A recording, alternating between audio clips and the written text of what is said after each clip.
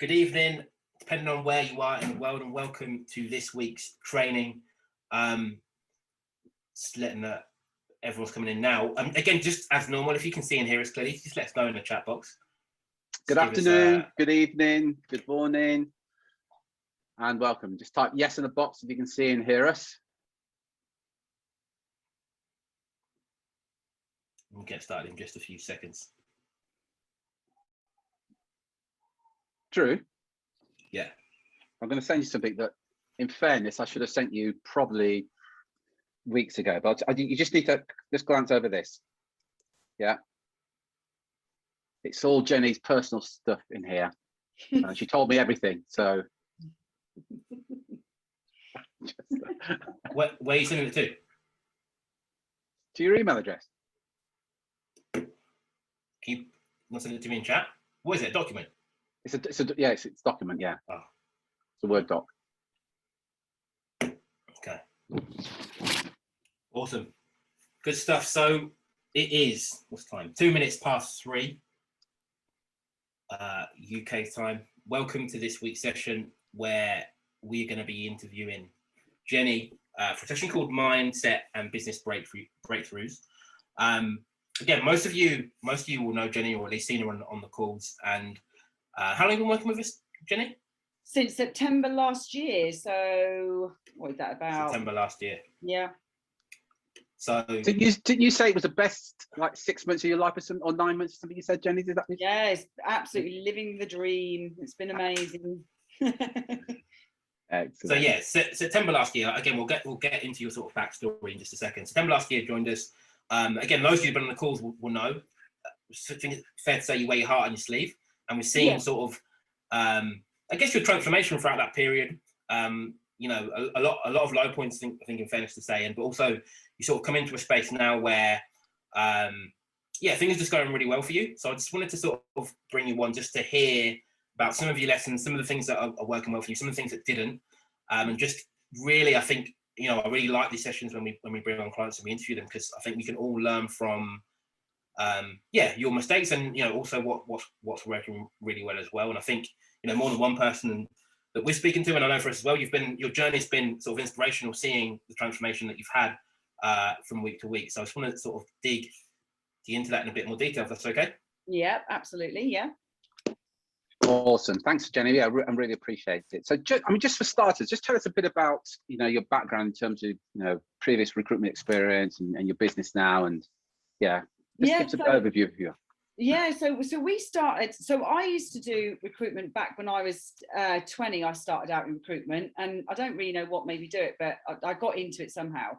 But I used to do sort of driving and industrial and all that kind of recruitment. So in fairness, I think I started it from the hard side, because it was nails, and we didn't have back then, we didn't have computers and LinkedIn and all that sort of stuff. So it was just a case of you were looking through telephone books, and you'd have to go out and get compliment slips from companies' receptions and all that sort of stuff. So, but I think learning it I think that way gave me a bit of a hard skin going into recruitment. So I did it for a few years, went around a few agencies, did this, that and the other. And then it came to a point that I had my first boy. So I had Alfie. So I naturally just stopped working for a few years while he was very little. I did my own little things in between. So I started a bit of a spray tan business in between. So I had a spray tan booth set up in my house. Admittedly, I was in it more than anyone else. So I was a very dark colour. So I had that. So I did that for a little while in the back bedroom, but the house was a mess. But anyway, so I did that. Craig was a creative director he was a graphic designer and then a creative director for another company for years and years and years and years. We then had Harry. So obviously, again, I didn't really do a lot apart from I did some, you know, home business mum stuff from home and this, that, and the other. And then he got made redundant from his job. And I said, you know, I've always wanted to run my own recruitment agency. And I said, look, you know, Craig, I think this might be the time that we can merge together and do something together. So we decided, we started out as Create Recruitment. So we started off doing creative recruitment. So all we did was graphic designers, web developers, because Craig knew the industry inside out, because that's what he did. We thought that would be great. but we went into it completely blind. You know, none of us had run a business before. He didn't know about recruitment. I didn't know about the creative industry. So it weren't a great match to start with. It was a bit ridiculous, but we did what we did. And to be honest, we just winged a lot of it. We really did wing, you know, whatever. Anyway, so we made a few placements and this and the other, but things, it just wasn't, it was just painful. It was just all very, very painful. It was all a bit all over the place. And I then decided that we should go back to what I did originally, which was doing the industrial temps, and go back into that. And fucking hell, we did that for a year and a half. And what a waste of time that was. That really was a waste of time, because it was just so much hard work for so little back. You know, because all agencies, especially in that industry, that everyone just undercuts each other for the sake of, you'll lose a client for the sake of 5p an hour, you know, per person and stuff. So that was, it was a lot of hard work for very, very little return. And our accountant actually said to us, this is what you're actually earning a week. You're doing all these hours, you're getting up at this time, you're up till midnight, you're only getting about £600 a week. So we were like, right, stop it. So we went back to the permanent side. By then we kind of were a bit more clued up on it. So we did get some good wins, but we also got a lot of fails, and that was purely because we only worked on contingency. So we were sort of scratching around for business. You know, we were finding out people had wrong. We were working on what. Jenny, can you just bear with us 1 second? Yeah, there's something in the background. Hey guys, can you just turn your mic off? Somebody's got the mic on and there's a lot of background noise.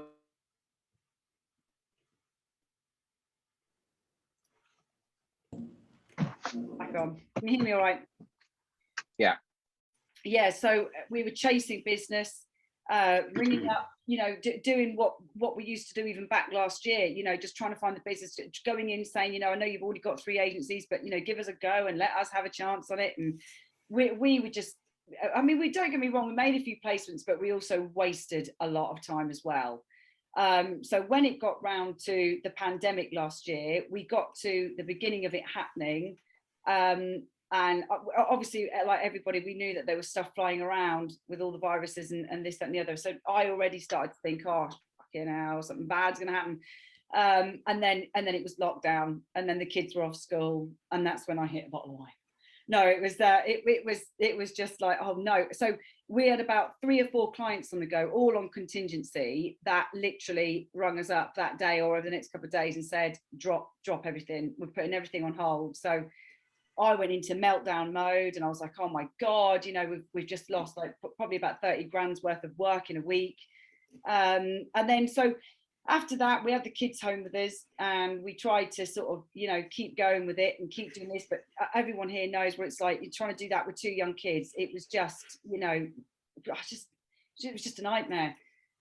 So admittedly, we had a couple of months off. We just thought, you know what, let's have a couple, because I in my head thought we would honestly be back to normal by August.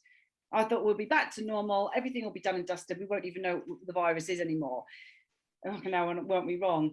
But anyway, so we took a couple of months off. I must admit, I did sunbathe quite a lot every day, but I really enjoyed it. I was just, you know, I really did actually. Looking back now, at the time I was in panic stations, but looking back now, I actually quite enjoyed playing with the kids in the garden and sunbathing and, you know, and all the rest of it. Then we came round to the kids going back to school. And I just sort of said to Craig at the time, right, we've got to do something different. Like we really have got to do something different. And I was funny because we were sat outside a pub. We didn't go to the pub. We were sat outside because we'd had a bite to eat. And I got this message come through, which was from you, Terry. And it said, and it was, I honestly look back now and think there was something, there was a reason why that message came through. And I looked at the message and I read it and I said to Craig, oh, I'm gonna say that I want some information, or I want this and want that. And then obviously it all came through and I started reading it. And I said to Craig, you know, this is really good. I said that, you know, there's so much information that I've got just from this little bit alone. Yeah, can I just check in there? So the offer that we made you, was it like a client magnet? We got something here that helps solve your problem. Yeah, would you like? Yeah, right. Yeah, client magnet. We got the ebook sent through. It was brilliant, the information that was inside it. You know, I got quite a lot from just that alone. And then I sort of said to Craig, you know, but Craig was a bit more apprehensive than me. He was a bit more like, you know, because he is kind of from a marketing background, which I don't really understand to this day. So I don't know why he didn't implement it into our business more. But he was very much like, I know all this stuff already, and I know this and I know that, and we'll start putting this in. And I kept saying, yeah, but the thing is though, I suppose in a way I didn't trust him. I know that sounds awful, but I was a bit like, why have you not done it up to now? So that was it. And then we had the call. Can I just check in again though, Drew? Are we recording this, Drew? Yeah. No. Yeah, so we can send this to Craig later. Yeah, okay. Yeah, I'm not saying this because he's not here. He might. I thought he came in. He hasn't. No, he's on the school run again. Okay, it's being recorded, so we got you now, Jenny. Go on, carry on. So in a way I was a little bit like, why haven't we done this before, and this and the other. But for me it was almost like I wanted to be taught how I could do sales better. That's where I wanted to see where I was going wrong, because I could clearly see that there was something I was doing wasn't right. So it was a case of I wanted to do it. So we had the call with yourself, or with Vinny, and then we had the call with yourself, and obviously we signed up, and away we went. Yes, awesome. So, yeah. So I just want to sort of, there's sort of 4 areas we tend to look at with these interviews. Like 1's mindset, 2 sales, 3 marketing, and then 4 your delivery. But I want to sort of get a deeper picture of what you were doing in those departments before you joined the program. So you mentioned there that one of the things that you wanted to look at from a personal point of view was the sales process in the business. Yeah. What were you I guess what was the norm for you then? Oh my God, it was just, when I look back now, it was just a mess. Like I never really used to bother adding people. Even though I had about 20,000 connections, but that was through, we downloaded this thing years ago, Link Deep, I think it was called. So it added lots of connections, but so I was speaking to the wrong people. I was going through receptionists, and I was getting information from them. I was going to, don't get me wrong, some of them weren't all bad, but I would sort of go to managing directors, and that was as sort of high up as I ever went. The way I approached it was just like, I'd send them a message on LinkedIn. Hi, can we have a chat about recruitment? Have you got any hires going at the minute? No, nothing at the minute. If I got replied back, no, nothing at the minute. Okay, bye. And I probably wouldn't contact them again for 6-7 months. Yeah. That was it. There was no email campaign. There was no other information going out. There was absolutely nothing. And then when I look back now, I think there's no wonder. There's no wonder we never got anywhere. I never posted on LinkedIn. Absolutely nothing at all. So my sales approach was shocking. So just on that, so from a marketing point of view, all you were doing was, LinkedIn, an odd message here and there. And were you doing any cold calling? Cold calling, yeah, I was doing cold calling. But even that was all over the place. There was no strategy to it. It was just completely all over the place. And the thing is, once I got in front of people, I would get the business. 9 times out of 10 I would get it, but getting in front of people was just couldn't do it. And I was speaking to the wrong people. And I used to think, no CEO will talk to me. So on like in an average month, say, like how many sales meetings were you having at that time? Oh my God, I don't know. Probably 1 or 2 a month. 1 or 2 a month, but you, from your point of view, you was okay when you got in front of them. Yeah. Was that so? Were you doing any exclusivity or retainment, or was it all contingency? All contingency.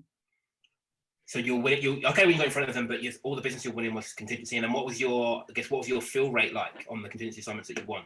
Oh, we probably filled 15%. It was really low. But we did get one client, which was our saving grace, really. But the only reason we got that client was because Craig knew one of the women that worked there, and she kind of got us through the door and got us in. And we did sort of get, we got about 5-6 roles off them in one hit. And it was just exclusive to us. They weren't going anywhere else. But it was creative stuff. So we just knew how to do it. Like, Craig was just brilliant at it. You can definitely send him that bit. He was very, very good. So he filled all the roles really quick. but then they were in the retail industry, so they were our biggest client back then. So when this hit last year, they just dropped off a cliff for us. I think what you've said so far, Jen, is a couple of really interesting lessons and observations. You said earlier that your belief was no CEO would speak to me. Yeah. There's an example. We talk about this all the time about whatever you believe is true. So if you believe that no CEO is going to speak to you, no CEO will speak to you, and you'll behave accordingly, and you won't reach out to any CEOs because you believe that no CEO is going to speak to you. And the other thing you said there was that you get the business, but you worked on contingent, so you get the job order. The client hasn't paid you anything, and 15% of the time, or you look at the other way, 85% of the time, you were not going to deliver. And I used to beg them as well. They used to say, we've already got 2 or 3 agencies on it, and I'd go, well, what's another one? You know, what's in that? What, I'm not charging you. Have another one. You know, and I don't know. I look back now and I think, God, I just don't know how we didn't break sooner. But yeah. Sorry, Jenny. I was going to come to Mike smiling there, Mike Merrick. Yeah, just your thoughts, Mike, because you had a broad smile on your face when Jenny was saying that. I think it sort of, I guess, will resonate with many different guys on here. Is not having that structure, not having that plan, that structure way of doing things. I think I was exactly the same in terms of, I do a bit of this. You'd see somebody advertising a job on LinkedIn. You go, I could fill that. You'd send them a message and never hear back. You phone them up, never hear back from them. And you totally scattergun all over the place. And that's, I think, exactly where I was. It's but it's nice to have that structure in terms of doing, knowing what you're doing on a day-to-day basis. It gives you an element of confidence in what you're doing. And it's like what you said, it's the whole getting in there too late. So when you'd seen a job advertised and I'd ring up thinking, oh, they've got roles, it was just too late. And I've got to say, Jen, I really admire you because you're sharing warts and all. But I think what's interesting, Mike's made the good point that we've all as recruiters made that mistake. So you said, you were winging it, and most recruiters, when it comes to sales or marketing, they just wing it. They haven't got a system, they haven't got a process, and they just wing it. And I believe, and correct me if I'm wrong on this, Jenny, Drew and I did a webinar that you attended. Drew and I were talking about prices. This was before you were working with us. And you gave an example where you sent out, did you send out an email saying that you'll compete with anybody on price or worse to that effect? Could you tell us a bit more about it? I can't remember exactly what the email said. We actually sent something out saying that, oh my God, it's embarrassing. So we sent something out saying we are the 10% agency. Oh no, there were 2 things we did. So a couple of years ago, we sent something out saying we are the 10% agency. And then the second one we sent out was we were going to do packages, right? So the packages went from anywhere from £750 a roll up to 1,500, right? And oh my God, I feel embarrassed. But I got the thing that hit me, the thing that made me think, what the fuck are you doing, was I got an email back on LinkedIn from a chap, I can't remember what company he was a CEO of, and he wrote back and he said, you know what's made me lose interest? And I said, what? And this was all done by messaging. And he said, you are trying to sell yourself so cheap. He said, why do you not value what you do? And this was all a prospective client. He said, do you not value what you do? He said, you would have had much more engagement from me and probably a call and blah, blah, blah, if you'd valued what you do and you were like, let's have a blah, blah, blah, what we do now. And I said, right. He said, you really have got to change what you do. And I remember getting this email because I was walking down the park to get the kids from school. And I remember reading it and I remember standing there thinking, oh, I can't believe I've just been told this by somebody else. It was like all these little signs were coming in because I'd had the call with Vinny, or not had the call, I'd had the message from you. I had that message from this guy. There was just all these things saying, you've got to do something different. And that was it. That's when I went home and I said to Craig, we've got to do something. I feel really embarrassed that we're trying to, and it was him that came up with the ideas of the frigging packages. He came up with that. Even I said that was a shit idea. But that's where we were. That is literally where we were in terms of how low we were going to go. Yeah. And I think there's a lesson there for all of us. When things are tight and you haven't got business, the emotional reaction is, let's reduce our fees. Yeah. Let's get it a bit cheaper and let's see what we can do. There is no evidence, by the way, to support that practice. No. You've got the likes of Jeremy, Mike, Nick, who've actually increased their fees. Yourself, Jenny, Yeah. Michelle, you've all increased your fees to grow your business.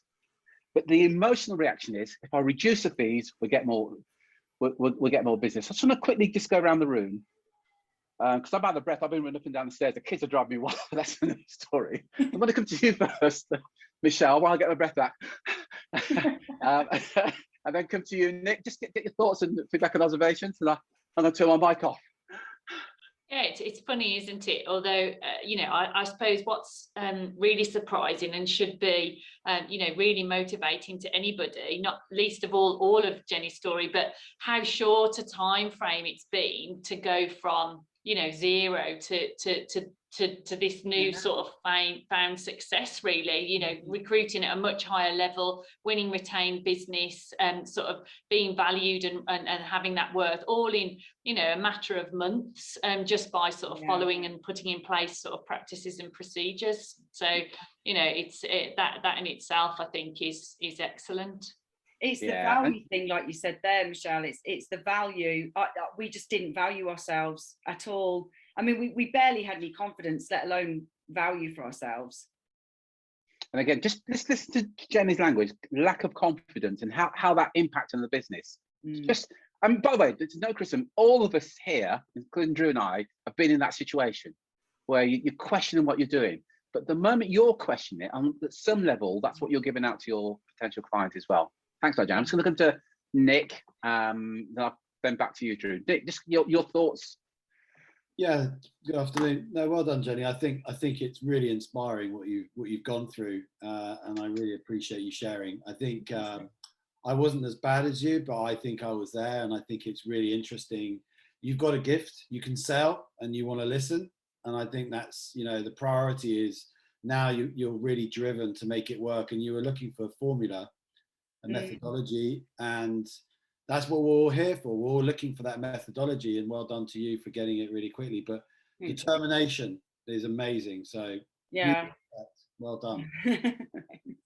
But good point there. Not only determination, but also that resilience. Because we'll come to it a bit later on. But you've been flat on your face, literally, haven't you, in terms of how you felt about everything, and to come from literally being flat on your face and being pissed off with the whole business in the world to where you're now. That takes that's an internal strength that you had to pull on to get to where you are now. So a round of applause for you for achieving that as well. Yeah, it's a great example to us all. Over to you, Drew.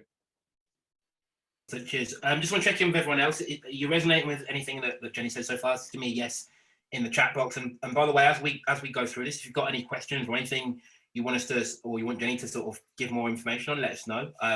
This is your chance, I guess, to if you've ever been in a similar place to where Jenny was, or you want to take inspiration from this. This is your chance to sort of dig deep and ask questions. So yeah, Jenny, I'll just come back to you. Like, one of the things that you mentioned was doing contingency. You had a 15% fill rate, or where we like to word it, an 85% failure rate on your delivery, right? Yeah. So talk to me about how that was. I know it might have been Craig doing it a lot of the time, but spending all that time on roles not to get a reward. So yeah, tell me a bit more about what that was like. Well, it was just stressful, because I didn't want to drop the new business, because even back then, before the course, I knew I had to keep on at new business. But it was like it was a little bit like cracking the whip a little bit. So I'd kind of be saying to Craig, where are we with this? But and I think because we knew there were other agencies working on them, the stress levels were it was just ridiculous. It was really causing stress, and I used to sort of say, if we got a couple of roles on, I'd say, you do this one and I'll do that one, and we'll and then nobody did new business. So it was both of us working on them, but it was really, really stressful, because then what we'd find is we would speak to candidates and they go, oh, I've already been put forward by so and so, or the agents or the company would say, we've already had them, and you think, oh, do you know what, fucking sat there and done this and done that, and I've been on the phone with them. And then you'd sometimes think, why didn't the candidate tell me that? You know, why didn't they tell me? They must know what I'm talking about. So then you just go around in circles, and your motivation, I mean, it would just disappear. It would just, you just think, oh God, this is just, and it was playing a part in our relationship. You know, we were both, plus we had two very small children, which I've, you know, put in my notes. You know, at the time, I do look back now and think I've probably missed out on a bit of their little tiny lives, because I was running around in such a stress, trying to win business and scratch at trying to get business in and all the rest of it. And I missed out on my little babies, you know, growing up, and, you know, not massively, but a little bit. And to this day, I always think, I wish I hadn't bothered. You know, I should have just done what I did with them. Yeah. And again, we've all been there where you've wasted your time on business stuff, and you've literally wasted your time. Yeah. And your family suffer, whether it's the children, whether it's your significant other, because you just waste your time doing stuff that you really shouldn't be doing. Yeah. Yeah, and that frustration. Yeah. Natalie says you can really relate to that. Yeah. Yeah. So, you know, all this is going on in your business. September comes around. You know, you mentioned that you had what you felt were signs from different places. One, the CEO telling you, like, why don't you value yourself? The email or LinkedIn message from Terry and all this stuff going on. And then you had the call with Vinny.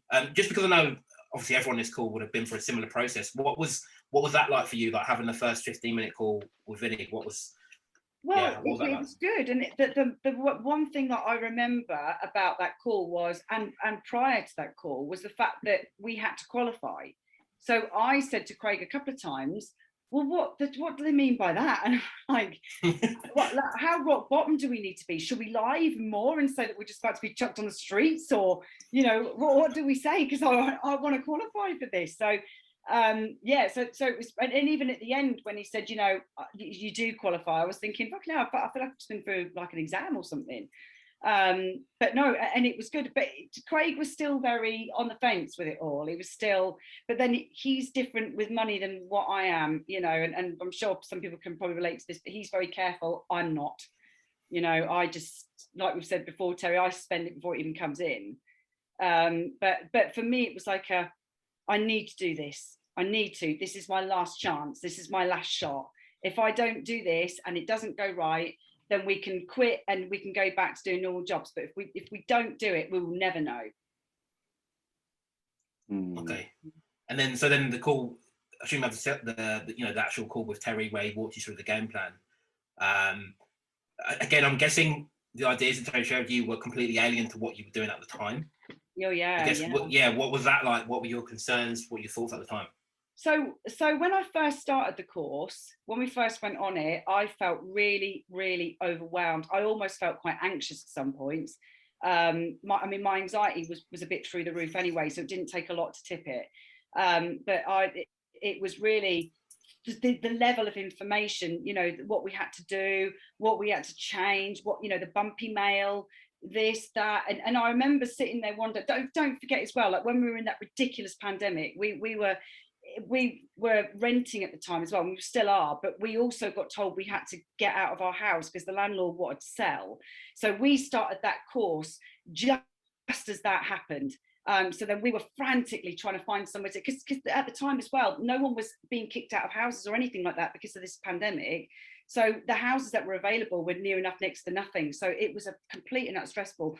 So with that going on and then having to learn this new stuff, my hair was coming out. It was just like, you know, it really was a lot of information. I kept saying to Craig, I don't know what to do first. I don't know what to do this. And he kept saying, like you were saying at the time as well, Terry, you're not supposed to be getting to that bit yet. Just wait, you know, just wait and go through the stages as they tell you to go through the stages. And because I was thinking panic stations, I want to get going. And that's just how I am as a person anyway. I was like, no, we need to do this, we need to do that. And I don't get, but then it was like we moved into this house and the dust settled a bit and we went back through stuff. And then all of a sudden, everything clicked. It was just like, it was like an overnight thing. It was like everything just clicked into place and I just got it. I just understood what we had to do. Awesome. But someone check in with everyone else, like who here, when they first came into the program, or maybe still there now, felt overwhelmed with the amount of changes that you had to make in the level of information that you were getting through? And yeah, Terry and Mike, anything you'd sort of add to what Jenny said? I mean, that's exactly the scenario that we're facing right now. Totally overwhelmed with the amount of information. Don't know what to do, when to do it, how much to do it. Banging my head. But all I do know is that we need to do it, otherwise we are not going to succeed. Simple as, you know. But I think it's a case of calm down, grab a coffee, logically look at it, break it down to small, digestible chunks, and get on with it, I suppose. How long have you been on the course for? Sorry. Not well. It's a couple of weeks, isn't it? Yeah. So I would say, I don't know if anyone else agrees. I would say that's at this stage, it's completely normal. It's like a, I don't know. It's like it's like a phase. It's a phase that I think everyone goes through. Is like a, what the hell do we do first? But I promise you, we'll stick with it and it will click. I mean, there are certain things that Terry and all mentioned just in the initial sort of lead up towards joining the group that we've tried to implement that, and that's made a massive difference to the workload and closing business already. So we know it's going to work. It's a case of being organized, being logical, being consistent. Yeah. And not and consistently repeating everything that needs to be done. And that's a routine that we need to, a habit that we need to get into. Yeah, and this is for everybody, and I think some really good points. And I know Michelle brought this up. We interviewed Michelle about a month, 6 weeks ago, and everybody goes through that. And I always compare it to if you ever thought, right, I'm going to get fit now, I'm going to go to the gym, and the first time in the gym, you're breathing out parts of your anatomy you didn't even know existed because it's just unbearable. But over a period of time, it gets better. But the point that Amir made there is really important. It is that consistency, because going to the gym or doing this, you're tempted to go back to your old way because things won't work immediately, first time, perfectly. Because sadly, life isn't like that.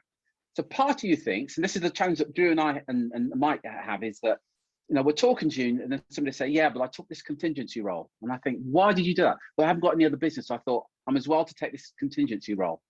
But if you're like Jenny, your fill rate is 15%, it probably isn't the best decision. But that's, at some level, you think that's the right thing to do, and to do things that you did before. But majority of clients that come and join us, they didn't have a process or structure before. And we're saying, well, actually, try this process and structure that we know that works.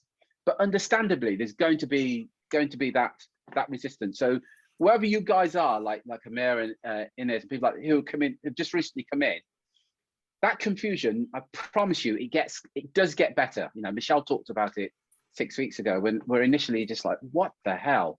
But in time, and Amir you made a really good point there, doing it consistently is where you get the breakthrough. A bit like going to the gym. You can't go to the gym one day and say, right, that's it, I'm fit. No, you've got to do it for at least 8 weeks, 16 weeks before you can call yourself fit. And this is very much like that. Yeah. Totally agree. Actually, the fitness side of this, actually 90 days. And I've done this, and it took me from January 90 days to get a level of fitness that I needed to get for my health. 90 days. And now I can cycle 40K in a session, although the parts of my anatomy still hurt, but it can be done. Yeah, excellent. Well done. Mike, anything you'd add to what's been said? Me, sorry, did you say? I'll go Mike Merrick first. Oh, sorry. No, it's been interesting, and since you've joined the course, there's been almost this evolution in terms of you as an individual. In not just, I mean, in terms of business, but you. I hope you don't mind me saying, I've seen you on calls. You've looked desperate. Oh, where God, in the last couple of months, your whole physiology has changed. And there's this almost radiance about you that everyone picks up on. Makeup. I don't have the same problem, but yeah. But what I'd be interested in is from, and I don't know if Drew's going to get to this. What was the tipping point for you in saying, "Solid, I'm going to go for this. And I'm going to make this work." Well, there was a few times, I mean, I wrote it in my notes last night. There were a few times where I nearly jacked the whole lot in, as in the course, because I thought there's no light at the end of the tunnel with this. But then it got to January, and I honestly, hand on heart, have never been as low as that in my life. That was the low. I think if I didn't have kids, I would have just been like, I'm fucking out here. Honestly, that is just as low. I couldn't have gone any lower. And I went through a point where, I mean, you probably might remember from the calls, but I didn't even bother wearing makeup. I didn't bother doing my hair. I sat in my pajamas. I was in a right fucking shit pit. And I thought, no, and then I can't remember, I can't pinpoint exactly what it was, but do you know what it was actually? And I think I might have said this before. I got into, this is going to sound a bit ridiculous, but I got into watching the Osbournes. Does anyone, I think I might have said this before. Do you remember the Osbournes, Sharon Osbourne? And yeah, so I'm a big rock fan anyway. And I started watching that, and I was thinking, he's an absolute nightmare. And he's living this amazing life in LA, in this amazing house with a swimming pool and stuff like that. And it was that made me think, do you know what? I want that fucking life. I want to live in an amazing house with a swimming pool and not worry about money and not have to worry about this and feel happy and stuff. And I thought, right, that's it. I'm going for it. I'm absolutely going for it. But I had to do a lot of work on my head, because my head was in a really, really bad place. And so I knew I had to, that was the first thing I had to do. And I remember Craig saying to me, you know, you don't work out a lot anymore. And I said, no, I said, I haven't got the energy for it, I suppose. Just don't have the energy for it. And I thought that's the first thing I need to do, is get back into that. Because I knew as soon as I started working out again, I knew my head would instantly start to feel better. And that was it. That was the kind of turn point, I suppose. But it wasn't so much the business side of it, it was my head, you know. So it wasn't like, right, I'm going to start banging out loads of calls and I'm going to start doing this, I'm going to start doing it was my head. That was the only thing I needed to change.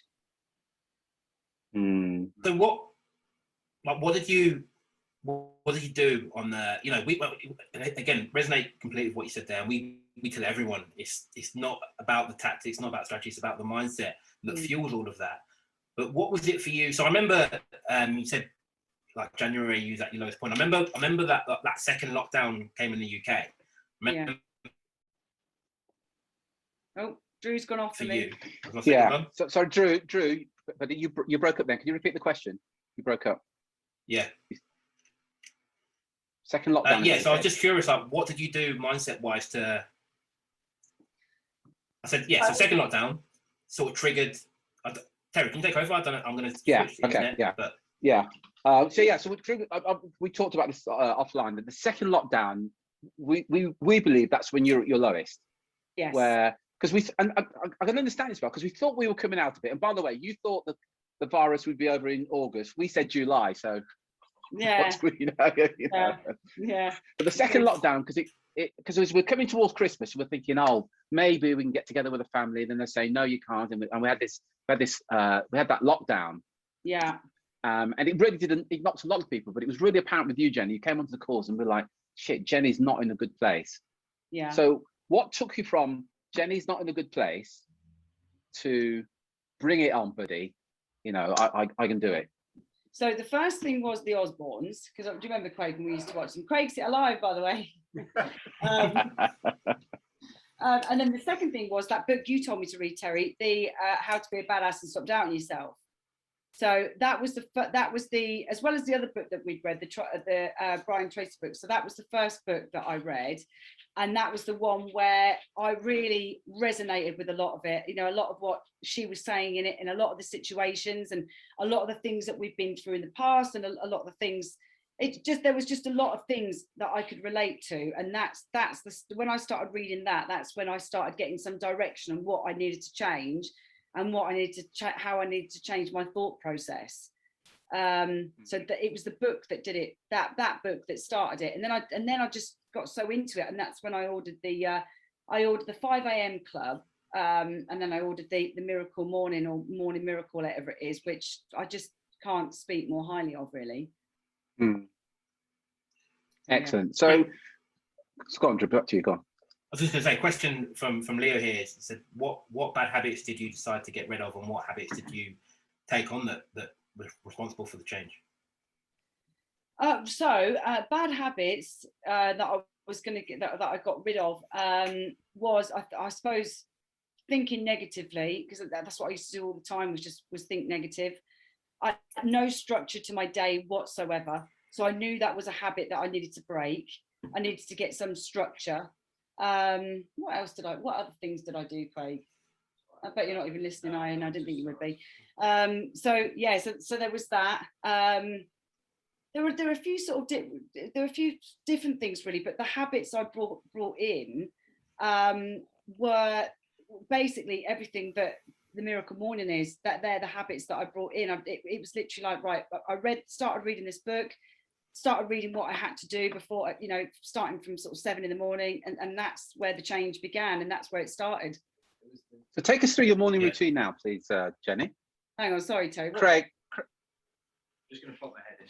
Just say hello. Well, hello, buddy. Are you all right? He's alive. Craig, you want to hear the things that Jenny's been saying about you. She's been singing your praises. She really has. As I was on the school run then, but I didn't. Did you really? I got in a bit, yeah. Oh God.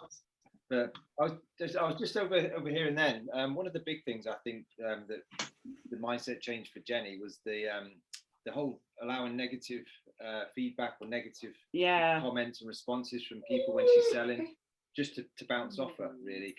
Before it used to put, without saying it, used to. Jenny, can you keep quiet, please? My little arm. It used to really put her in a low for a few days, and it caused massive problems. And then that's often where the pits of being down and not being able to bounce back really, stayed and hung around. So now it was refreshing for me to see as well, actually, because when she went through stages of getting negative, I mean, even this morning we had a bit of a negative email from her. I don't know if you mentioned it. No, I haven't yet. And it's great to see it just bounces off, and she's not bothered, she's not reacting to it, she's not biting, she's not ringing them up and getting offended and getting into arguments, things like that. So it's just, it's things like that. I think it was that changing that mindset to not take that personally is what really made a difference with her. Yeah. So the difference there is not letting other people control how you feel.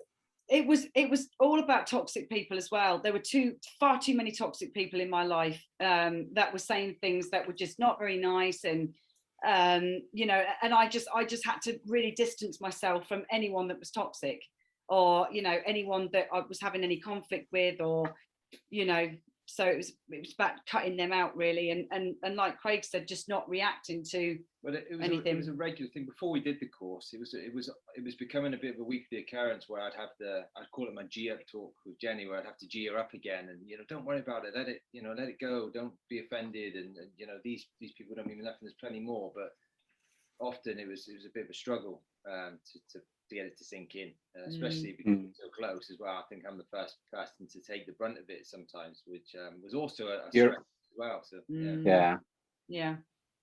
You're a martyr, Craig. You really are, mate. Yeah, so I absolute martyr. Papers, and I thought I'll carry on then. You'd never divorce me. I think like just on that, I think from the outside looking in, from what I saw, one of the big changes I saw, I think at the time when you was in your low spot, you were so focused on just things you couldn't control, things you had literally zero influence or impact on. The pandemic. Literally, and things related to that, and it was. Yeah, absolutely obsessed with it. And even my mum said that when she came up at Christmas. She said, "Your face doesn't look right." I was like, "Oh, thanks."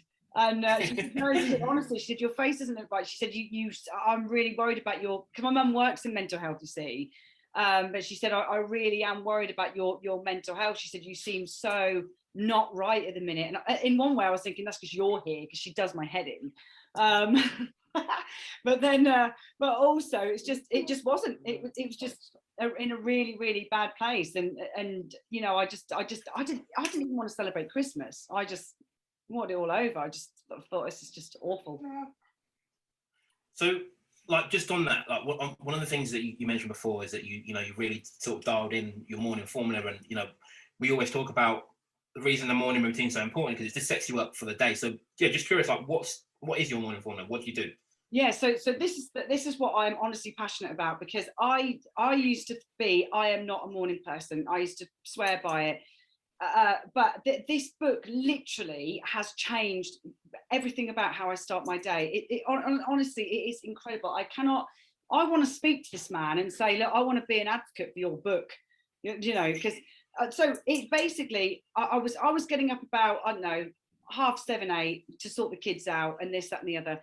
So they then started saying, set your alarm. I mean, I don't know who's read this book, so I'm probably going to bore everybody, but it then started saying, set your alarm an hour earlier so you can get up. And I was thinking I need to do my workouts earlier because it was getting in the way of the kids getting on the school run and stuff. So so I started setting my alarm an hour earlier. I put my phone the other side of the room, so I know I have to get up and know I have to leave the bed to turn the alarm off. And that's the minute you stick to it, you get up because you think, well, I'm up now. And then I would stick my gym kit on. I have my gym kit ready every night. I stick my gym kit on. I go straight to the bathroom, pint of water, down the pint of water. So that really wakes me up, and nearly everyone else in the house, actually. So I do that, come into the office, start my workout.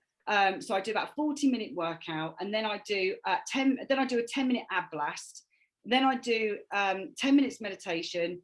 Then I do 5 minutes of affirmations, 5 minutes of visualizations, 5 minutes of journaling, and then I've got the job of taking the dog out for a walk now. So I go out and take the dog for a quick half an hour, 40-minute walk. But then while I'm out, because I've got so much countryside around me, I literally stand and look at all the countryside. So I run up this kind of hill bit.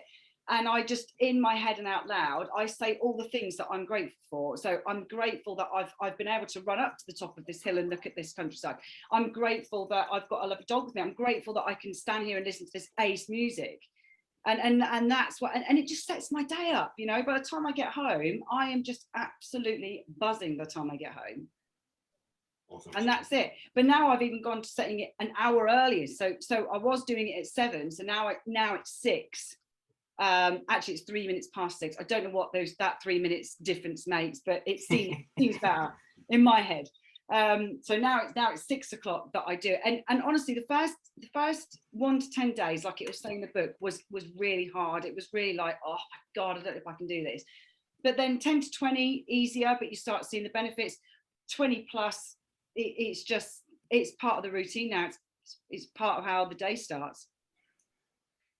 Awesome. So like, this is a question that Cody asked earlier, but I want to save it for sort of now. Like, what do you think, you know, everything included, what's been your biggest sort of learning or an improvement? What area would you say? The biggest thing, my biggest lesson for me is stay away from contingent recruitment. That is my biggest. Honestly, we made the mistake back in January. We slipped back into it because we were desperate, and we started working with quite a big company. And they had one more other agency on it, and we were like, do you know what, got nothing else going on, let's just give it a go. Fucking waste of time, absolute waste of time. We wasted hours and hours and hours and hours on it, and we don't really even have a relationship there for that client, not for our own fault, but because they're obviously still sticking to the route of contingency. And it just that time that I wasted, or we wasted on that could have been spent on me getting new business that was exclusive, but I did, and all it did was set me back and put my head back in a shit place. Okay, so that is my biggest thing I've learned. So that's brilliant. Let's talk about that then, because I know a lot of people, most people that come into this program are contingency recruiters, or at least mostly contingency recruiters. And, you know, obviously, as you know, we're big on moving from contingency to exclusive and retain for the exact reasons you just said. Yeah.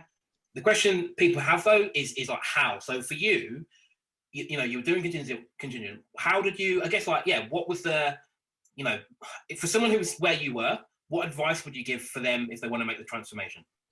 So I have to admit, it wasn't an easy thing by any means. It really wasn't easy because we had nothing going on at the time. We had nothing else coming in, and we were in panic stations. But it was literally a case of, we both sat down. I think we probably had a few one-to-ones with you guys as well, but we both literally sat there after that role was filled by somebody else, and we both sat there and went, right, this is it. You know, the next good conversations that we have to put across that we are exclusive, and that is it. I'm just trying to think, who was the first person? It was Champions, wasn't it? Oh, anyway, so that was it. We had to go exclusive, and in my head it was like, that's it now. I have to believe that this is the only way that we can do it. If you don't believe it, though, you can't you can't sell it. You really have got to believe in it. And that's one thing that I wasn't doing back in January. I didn't believe in it. I didn't believe in myself. I didn't believe in the whole process of it. I just didn't believe in it. And that must have come across how we did it. But then we went out, we had one meeting, what we got just after all the COVID restrictions starting to lift. And we got that one meeting and we did everything that we had learned. You know, I mean, I had stuff written on my hand. I had stuff written on my pad. I thought there's no fucking way that I am leaving here with that exclusive retained. And all the way over, we were in the car, we were like, we will get this retained, we will get this exclusive, we will. And we were like asking the universe, you know, we had to really believe in it. And we came out with it. We came out with retained and we came out with exclusive. And that was it. And that was like, right, we've done it once, we'll do it every time. Brilliant. So when you say, like, you know, you need to believe in it, what is your belief around, like, yeah, what do you, well, let me ask you a question. Do you believe that that's best for the client to go down the exclusive and retained route? I do now. I didn't before. I used to be like, oh no, well, I want the money, you know, and we all do, obviously, that's why we work, but I didn't give a shit about them. I didn't give a shit. I was just like, no, you are, you know, I just want your business, basically. And I didn't care. The difference between then and now is and this is what got me in a bit of trouble last night, would you believe? But not because of me, because this guy was a prick. But this, I had to believe that was the best thing. Now I'm so passionate about it that they can hear it. They can hear it, you know. And I sit there and say, you know, this is what you need to do. This is what you need to do to get those quality candidates. I can absolutely put my life on it that you will get the best quality. But you can keep on making the mistake of this, and they buy into it. All right. So just on that. So what again? Because I know people. This is part of the challenge that we have transforming people. People get why it's good for them. They get all the things you said earlier. They completely understand that. But it's about understanding why it's best for the client. So from your point of view, if you imagine I'm a client now and I'm saying, like, why would I go exclusive retained with you? What's your sort of typical response to explain to me, the client, that it's the best route? So I basically go down the road of saying to them, put it this way, you've got so many agencies that are working on your roles. You've got 2 or 3 agencies that are working on your role. They're all working on it. They're all aware that each other are working on it. Now, when those other agencies gets a client that comes along that says, yeah, you can have my role exclusively. Yeah, you can have it on a retained. Where do you think that's going to put your role? Your role is going to go right to the bottom of the pile. You won't be a priority. You will barely get looked at. And that's when you will get the scraps thrown at you. And that is exactly how it works. And I say to people that coming from somebody that's in the thick of it every single day, hears it day in, day out, that is exactly what happens. And you will get the shit, and you will get the CVs that are thrown at you that they're scraping the bottom of the barrel, and they'll be thrown at you just to see if it sticks. And that's basically what every time it gets them going, yeah, I can see why, yeah, I get that. And then I always say about the fees as well. If you're going to pay really low fees, as soon as that agency gets a better fee, you'll be dropped. 100%. Guess one check in. Is this making sense for everybody? To give me a yes or no in the chat box if you want us to go into a bit more detail. And if you've got any questions, post them as well. And again, I think it's brilliant. I can even though that was just a quick role play, I can sort of hear your passion about it, and you've fully. I mean, you're a passionate communicator anyway, but it's like I can tell you. Like, I fully believe that. Terry fully believes that, but I think it's important that you, as a recruiter selling it, believes that and is able to get that across to the client, which is it's just brilliant. So now, would you? So again, just this is back to you now. Like, if a client wanted to work with you contingency, would you ever consider it? No, not now. No, not a chance in hell. That's pretty much what this argument with this idiot was about last night. But yeah. So just Jenny, don't argue with him. Just walk away. I actually didn't. I won't go into the story, but I actually didn't argue with him, and I think that's what pissed him off, because he came at me this morning. He was the most nastiest person I've ever come across in my life. But I think it's because I didn't react, which is why I got the message I did. Okay. So Phil's just asked, what were your fees before and what are they now? So sometimes our fees used to be as low as 9%. And I told you about the packages. But yeah, sometimes they were 9%, 10%, 12%. Now we're working on 22, 24, 25. We are going to continue to go higher, but that's sort of where I am at the minute. Excellent, thank you. I just want to, Jeff, this has been fantastic. I just want to go around the room to a few guys. I want to come to you, Jeff. I want to come to Jeff. Going to come to Don. Yeah, Jeff and Don first of all. Something that Jenny said earlier about, when, and we've all been there, haven't we? Where, two clients let you down. A candidate takes a counter offer. You drop your computer or you spill coffee on your computer. When you have those shitty days or those shitty weeks. So I'm going to come to a few, just be interested to get your feedback as to what you do. I'll come to you first of all, Jeff, and then you, Don. What you would share with the other guys when those things happen, when the hits the fan. What do you do? Are you there, Jeff? Can you see Jeff on the call? I don't think he's on. I can't actually see Jeff on the call. No, so apologies. He wasn't earlier. He was there earlier. He sent me a question. Got bored. Don. Hi, Don. Yeah. Hey, Terry. Jenny, it's been great. I do apologize for coming in about 20 minutes late today from call. I've had to pick up Don. How dare you? my own calls once again. So yeah, I opened up the week with a shitty week. I guess I think a lot of it's been said, and I think from what I've heard, Jenny, again, I think transformation is the word that I'd use or that kind of comes to mind, but we've all been there and had shitty weeks or shitty days. And, what I try to do is not to get too emotional about things, trying to take a deep breath, kind of reevaluate where things stand and getting, back in the saddle as soon as possible. I think you can get in situations where you stew on things for hours, if not days, and it's a complete freaking waste of time. Waste of energy. It's a waste of energy. It's negative. I'm not saying that I'm perfect. I've been known to punch a wall in the past. But I think the sooner you can get on about your business, the better off you're going to be. And so part of the reason I was late this morning was I'm now back to doing my own 10 before 10 calls in the interim because we had to fire the service that we were using earlier this week. But it's given me some good foundation and understanding. I now know what I'm after, which is going to be a slightly tweaked scenario from what it was before. And I've learned some lessons. So I've taken some good things away from it, but it took me, a little bit of time to kind of get back in the saddle. Today's my first day back to the full-blown 10 before 10 stuff. So, but I recognized this morning, I'll tell you a funny story. I recognized it this morning, how much that I actually miss it, because the stuff that people are working on, to me is just, if there's a natural fascination, I think, you help yourself with what people are actually doing in the world.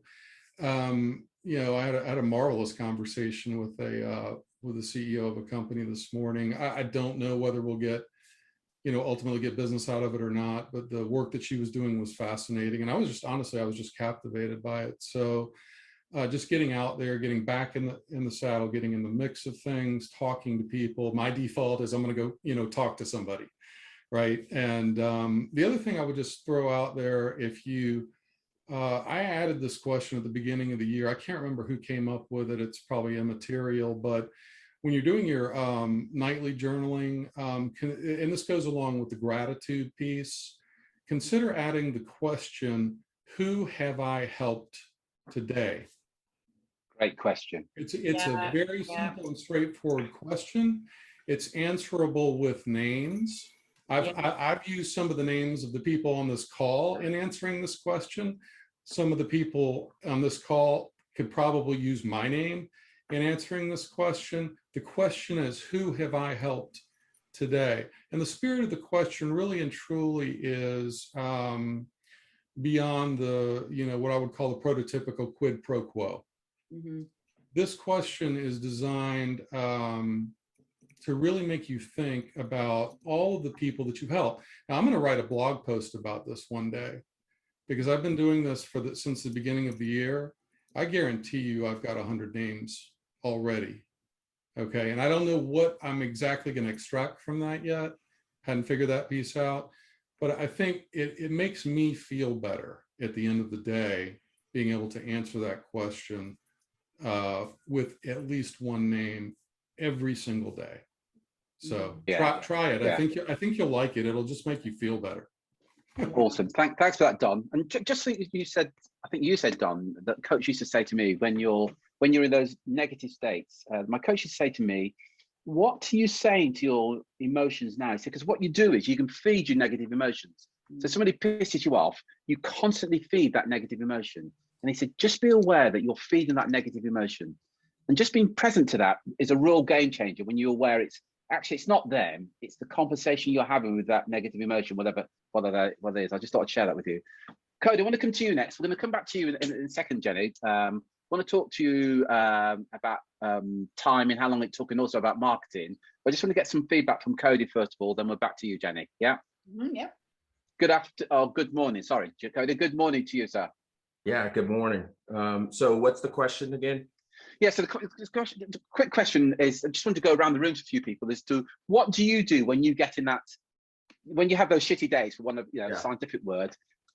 Yeah, shitty days, they happen normally, right? It's always about it's really the mindset, and it's a state change, right? When I have a rough day, I have to physically change my state, which mentally helps me get to the right place. And those are the things, and it's an everyday thing, sometimes multiple times a day.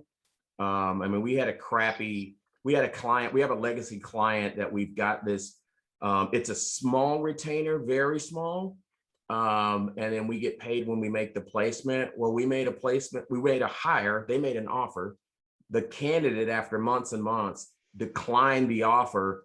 And so now we were on the hook again to keep working. We're trying to close this client out, right? We're like, get rid of them because they're not part of our existing world. And sometimes you just have to put those things behind you, and putting it behind you and starting over the next day with a fresh outlook is the thing that really helps me keep going every day. And so, Jenny, your putting it behind you. Yeah, your story's pretty amazing and inspiring. So appreciate you sharing it. Yeah. Thanks, Cody. So September was just Christmas time was lousy. Then they had the breakthroughs. I want to come to a couple of questions. I want to talk about the marketing, because one of the things that the areas that we work on is mindset, sales, and marketing. So you talked earlier that you had no process for sales, no process for marketing. Just share with guys now what you do and some of the results you get into, not just the winning retainers, but the number of meetings. Drew sent me a message telling me just not ask this question, but I'm going to ask it. The number of meetings you have. Also, you got timing for the number of meetings you have and what you do to get these meetings and that type of thing, please, Jenny. Yeah, so we send out an email campaign every week. Obviously we do our connections, we add the connections, they get put onto the email campaign, and then we do that on a weekly basis, offer out value and thought leadership and that kind of stuff. We don't really ever do sort of 9-word emails. It is more sort of, like I said, thought leadership and information about the industry and all this kind of stuff. I obviously start my chats. So I start about, I'd probably say anywhere between 40 and 50, maybe depending on what I've got going on in the day, 60 chats a day. But they can be various things. They can be, chasing up on an ebook, or they can be, do you want an ebook? Or it can be anything really. Depends on what's happened in that conversation so far. So we do that. Then obviously we do the 10 before 10, so doing that. But then I'm posting religiously every day on LinkedIn. And that's even Saturdays and Sundays that I post on LinkedIn as well. And it's only now that I'm starting to get a considerable amount of likes and comments and stuff on that. But also, as well as I spend about 10-15 minutes a day, sometimes it's in the morning, sometimes it's in the evening, of commenting on other people's stuff. So it's not a case of going agreed, and stuff like that. I mean, like I say, sometimes I'm a bit like, I don't really understand what they're talking about, that I'll jump in. But most of the time I sit there and I think of a good answer. And I've actually had people come back to me just because they've seen my name alone. I've also started posting in a lot of the groups. So I've gone onto the groups and been accepted, and I've started posting things in those groups.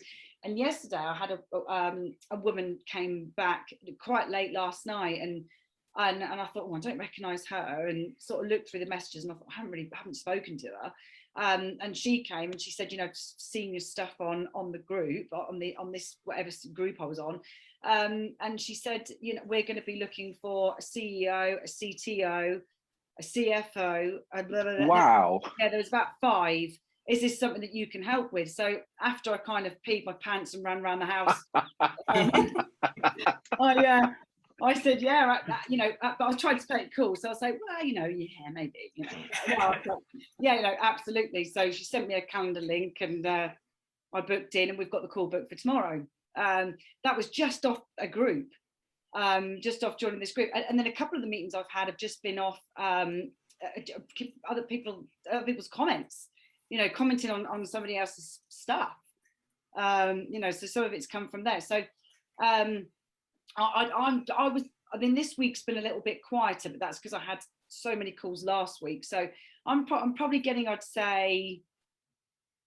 about, I would say, between 10 and 15 calls a week. Is these triage calls? No, the triage and sales, they're a bit mixed. Okay, so 10 to 15 appointments a week. Yeah. Sorry, yes. Like I said, they're a bit mixed between triage and sales. So you've gone from 2 to 3 a month before to 10 to 15 per week now. Yeah. Awesome. Yeah. Awesome. And just so to recap on what you just said there, weekly emails. Yes. Did you say? Yeah. What's the size of your list that you're sending out to? So now it's about, I'd say it's about 2,900 at the minute. So every week you're emailing 2,000 people. Yeah, so they're warm. They're warm ones. Yeah. We've also got Get Prospect, which is the cold one. How many's on that, Craig? 6,000 on that one. 6,000. So you're emailing out to 8,000 potential clients a week. You're posting 7 days a week on social media. Is that just LinkedIn, or is that LinkedIn and Facebook? No, that is just LinkedIn at the moment. Just LinkedIn, yeah. You're starting chats with approximately 50 to 60 people a day. Is that 5 days a week? 5 days a week, yeah. Yeah. Sometimes I will do it on a Sunday morning as well, though. So because sometimes that is one of the best times. That's right. Get people, it's on a Sunday morning, quite early on a Sunday morning. I mean, it's my lay in on a Sunday, so I do that. I sit and do that. I also send out a load of connections on a Sunday morning as well, because I tend to find that people connect more on a Sunday morning. They might do it more on Saturday, but Sunday's the morning that, you know, everyone sits around and eats croissants. So that's where I tend to do it. And also Sunday night as well, I tend to get a lot of things back. And also as well, between 4 and 7. So if you do messages, if you're sending out some messages between 4 and 7, also seems to be a good time to send out messages as well. Right, and then you're posting, and we talked about this last week or the week before about some of the changes with LinkedIn, and there's 2 million groups on LinkedIn. As a member of LinkedIn, you're allowed to join 100 groups. Yeah. And all of you should be members of groups on LinkedIn where your prospects are. You're posting in groups, and you've got that four executive roles just from posting on groups, and you're getting 10 to 15. So look, anybody listening to this, you want 10 to 15 appointments a week, every week. By the way, Jenny, you haven't mentioned 10 before. 10, are you doing those? I have to admit, I'm not doing them as much, purely because I've got all these other calls and things booked in. So I'm still doing them, but I'm not doing anywhere near the amount I was doing before. But that's only because I'm having a really good success from my chats and stuff at the minute. And some people are coming back, the videos that we've done, some people are coming back off the videos as well. Yeah. So that's another thing that, and I'm getting more likes on the videos. Like before, I probably would get 1. But I'm now starting to get sort of 20, 30 likes on them. Drew gets about 1 or 2 actually. Yeah, I get thousands, but yeah, Drew. You need to get a wig. Seriously, you guys, if you want 10, 15 appointments a week, we talk about modeling success. I hope you've taken a note of what Jenny's doing to get 10 to 15 appointments per week, every week. Jenny, like I wanted to sort of, so yeah, thanks for sharing everything you shared so far. I wanted to sort of get I guess a picture of timeline, because people will, every time we do these interviews, people always ask, oh, how long did it take to do this? How long did it take to do that? So you joined in September. We're now, so we're 8 months from when you first joined. You said that your sort of big breakthrough when it finally clicked for you is January. Yeah. But between sort of September and January, you had sort of, you did have a few wins in that period. So one question I want to ask, like how soon did you get your first retainer? So we got our first retainer. When did we go over and see them? Was it March, wasn't it? Yeah. So it was I think because everyone back, I think a lot of people, when the second lockdown hit, I think a lot of people kept things close to their chest again. Excuse me. So so it took to March to get that retainer, but I only think that that's purely because my head wasn't there. My head wasn't in that space. So my next question was, like, you said that one of the big breakthroughs for you is that you fully believed in it and you believed it was right for the client. Yeah. When I guess, like, when did you start asking for retainers? Like, how many times did it take to ask to actually get there? So the first one I asked, I got it. Right. Yeah, there wasn't. So can I just call time out here, Drew? Jenny joined in September. We coached her in September to start asking for retainers, and she does it 6 months later. Have I got that right, Jenny? Yeah, pretty much. I just didn't have the confidence. I was shocked to pieces, absolutely shocked to pieces, and I didn't have it in me till I started reading those books, and obviously listening to you guys on, and what you guys were doing, all the rest of it. I just didn't have it. I had to get my head right first before I'd have the confidence to do it. And then I think once you've done one, like Nick was saying the other day on the calls, I think once you've done one, then you think, well, if they're going to do it, then why shouldn't everybody do it? Yeah. So so when you had to believe, the first one that you actually asked for, you got. Yeah. And then I guess what was that first one like then? Because you must have, well, did you most people sort of enter that first meeting with a bit of apprehension still, even if they, more confident they ever have been? What was it like when a client was like, yeah, sure? It was to be honest, that meeting was like starting again, back to when I used to have meetings back before the pandemic. I used to sort of waltz in, do my thing, waltz out. That one, I must admit, was like going back to, because I was doing a whole different method. I was saying different stuff. I had a different vision. I wanted a different outcome. It was like doing the very first, I felt like an apprentice again, and me and Craig was sort of sat there like, ooh. But I think I said to Terry at the time, it was a little bit like a Del and Rodney moment, and we always do say we're a bit like, well, my family call us Del and Rodney, don't they? And but we literally sort of walked out the meeting, all like, yeah, we'll be in touch, and we got in the car and we were like, fucking yes, we're finally fucking done it, and it was like a bit of a Del and Rodney moment for us. And then that was it. And then we just got a bit of an air of confidence about us after that. And, we felt more confident. So March first one, March, April, May. So we're 2 months on. How many have you won in that period? So we've now done 1, 2, 3, 4. How many have we done now? Not all retainers. No, 8 of them. So 8 retainers. 8 retainers. How many exclusives? 2. 8 retainers and 2 exclusives with cancellation. Is that cancellations? Yeah. Awesome. So 10 total in 2 months, which is awesome.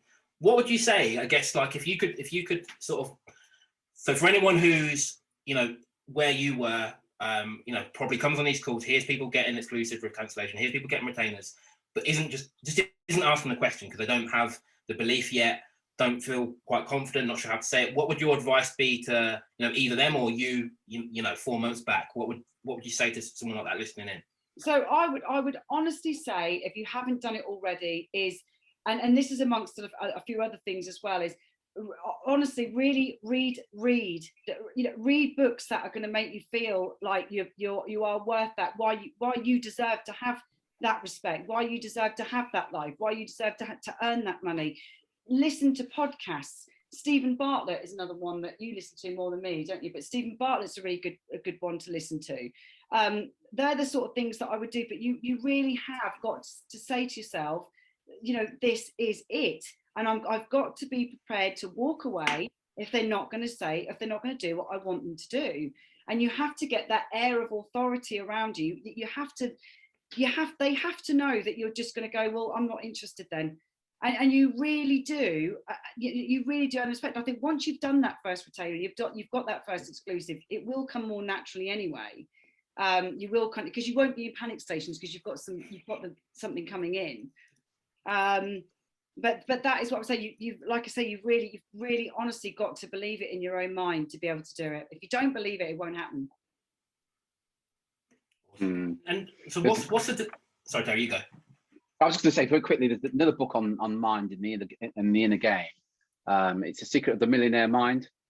Yeah. And again, it's just about your thinking, and some of you guys must be sick of us saying it. It is about your thinking, and when you're going to acknowledge it and go, that this is what this is all about. It's not the perceived world. It's what's going on in your own head is where your breakthroughs come from. Mm-hmm. And it's not easy to do it on your own. One of the reasons you joined in. And Jenny's made a really good point there about reading books or listening to books, and listen to them again and again and again. Millionaire Mind, I'll probably listen to 20 times. Psychology of Achievement, probably about the same. Morning Miracle, probably only 4 or 5 so far, but I know I listen to it. But you don't listen to these things once and think, right, I've got it.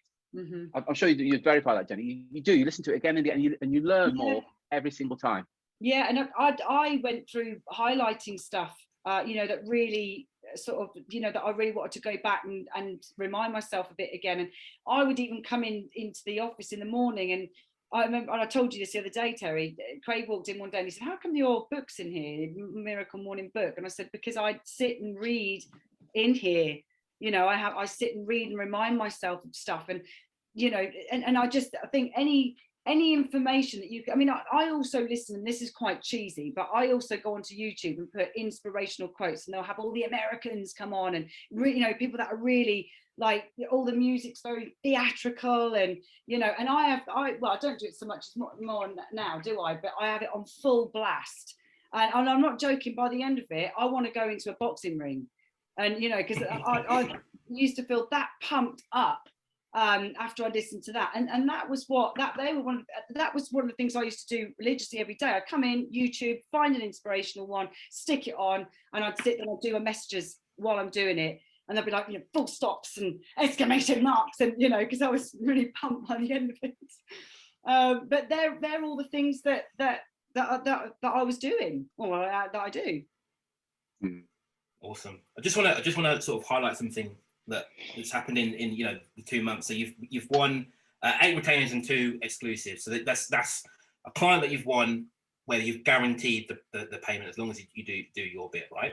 Yeah. Some of them paid up front. Some of them, as long as you deliver, you're going to get guaranteed the payment, right? So it's 10 placements effectively. Mm-hmm. Before, you would have to work 66 job orders to get those 10 placements. So I just want to sort of point that to everyone else who's still on the fence about doing contingency. At a 15% fill rate, Jenny and Craig would have had to work 66 job orders. So again, my next question is going to be on delivery, right? Because that's like 10 roles now, or 10 clients now, significantly less work than it was before. So how is it on, when you're working to fill these placements, how's that changed for you guys? Well, it's not changed so much for me. I mean, I have got involved with some of them, but it's the time management, because you're not stressing out and working on this and working on that. Because you've got it exclusively. You sit and you take your time with it. What's that? Oh yeah, Craig wants to answer this one. Yeah. No, he's not. It's so the big, like with the contingent roles, as many people can probably relate with, it is just a rush to fill it. You're not looking at chucking crap CVs there, but it's very quick. And the minute you score that contingent role, you then go into like hunt, and then fire them over, and everything else that's set aside that day goes out the window. So certain things get pushed back. Personal life as well. The good thing about with the retained roles is now you can actually put a decent strategy together, and also with that the clients are benefiting more because you're doing a more thorough search as well, a more professional search, rather than just I'm going to quickly hunt and see what I can find and then chuck it at them. You can actually have a breather, put a proper strategy together, share that with the client, and it makes the whole process more professional as well, so they're getting their worth more as well. And then like Jenny was saying, off the back of that, the clients start to get that trust in you, and you can do the next role and the next role, and it's because quite often with the contingent roles as well, you'd fill a role with the people, and then a month later you'd hear they're hiring again, but they've used somebody else. And you think, what's that all about? Whereas with retained, they're coming back to you again now, and we're already getting that now. They're saying that was fantastic. We've got another role coming up in a couple of months. So it's just that repeat work as well, really. But that's also what you need to get across to them right from the beginning as well. When you know that method works and you've got time to work on that role, you'll do a good job of it. That's half the battle. How you're winning it, because you're saying, look, we do this day in, day out. We know that this works. We know we'll get you the best. Anyway, go out and work. Awesome. Yeah. Greg, thanks a lot, Craig. Yeah, just want to check in with everyone else. Are you finding this useful so far? Give me a yes or no in the chat box. And any questions. And Mike, what are your thoughts on what's been shared so far? It's been brilliant. And it's been great just to hear your journey, but to see the transformation in you personally. And I think the one thing you've done is made that decision. You're not going to work on contingent roles anymore. Yeah. And by doing that, you get rid of that. You make space for better quality people. And until you make that decision, you're not going to make room in your life or in your business to work with better quality clients, because you're working with shit clients. When you get rid of them, you make space for better quality. And that's exactly what you've done. It's been brilliant. You've shared a lot of personal stuff today, and for me, it's really grateful. It's been brilliant. But yeah, it is. One piece of advice that I'd give to anyone all day long is, honestly, fuck off the contingency. Get rid of it. Honestly, win yourself better business.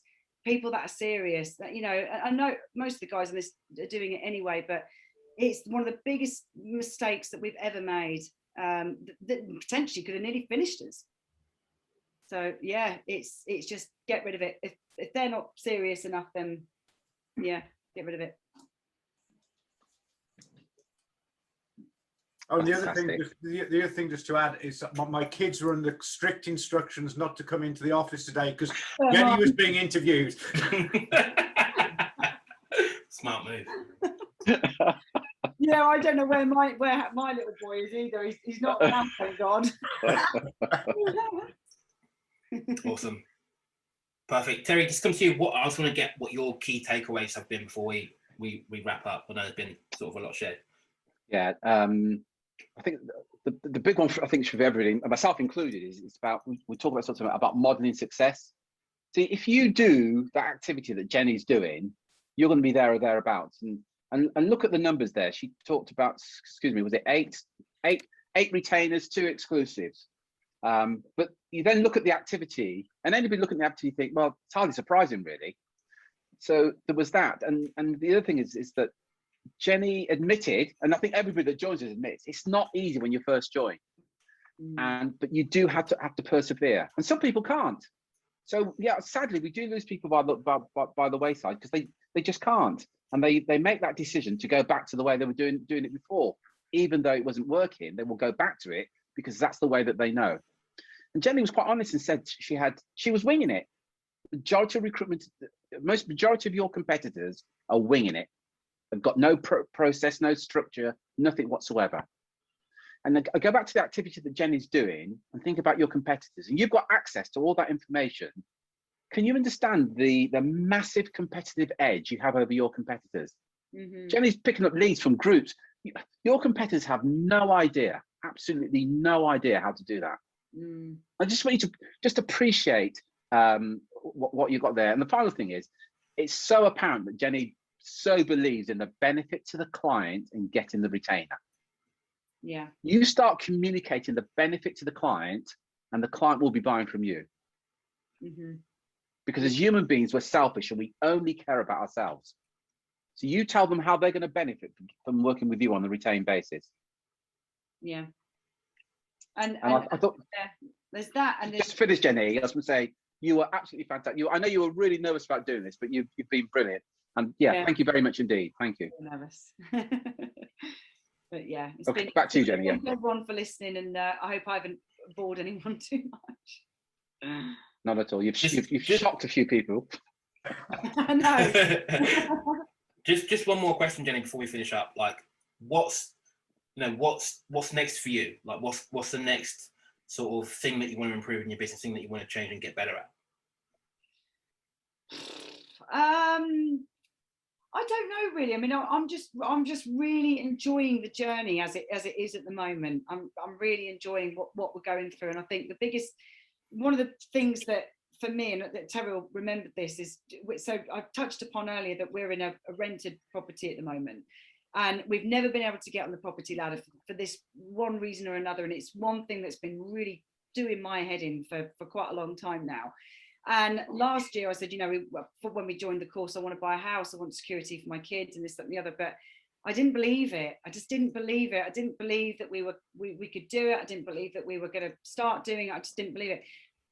We're now on the first, we're only right at the beginning, but we're now just putting the things in place now to get a house to buy to let, which is the first that we want to do. And I think that for me at the minute now is I'm working my fucking nuts off now, because I want to get this property. I want to get this property, and I want to have something by the end of this year rented out to somebody. So that's the biggest part of my journey. And then the other bit is, which sounds a bit mad, and I was saying this to Craig the other day, is, and I think I might back to say it to you, Terry, is I want to start doing some sort of coaching. I want to start speaking to other people about the mindset more than anything, because it's been something that I am very passionate about now. I used to think it was absolute bullshit, but I am extremely passionate about it now, and I'd love to be known for that, if that makes sense. So, you know, it's just in the air in a minute. Awesome. Good stuff. That's fantastic. Nothing to do with recruitment, either of them, but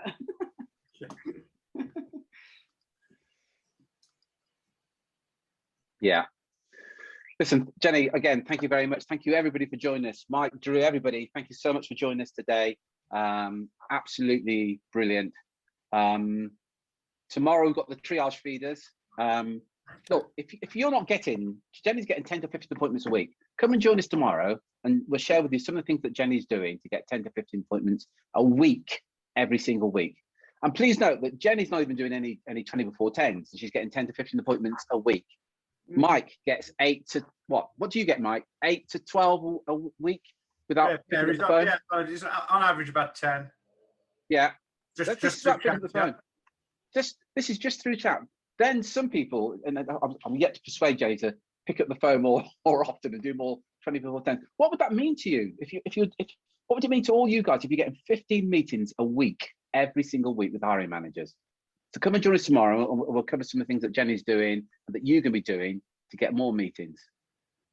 Until next time, folks, take care, take action, and be relentless. Thanks for joining us. Thanks, Jenny. Brilliant. Thanks, Jenny. Bye. have a good evening. Bye. Bye. Thank you.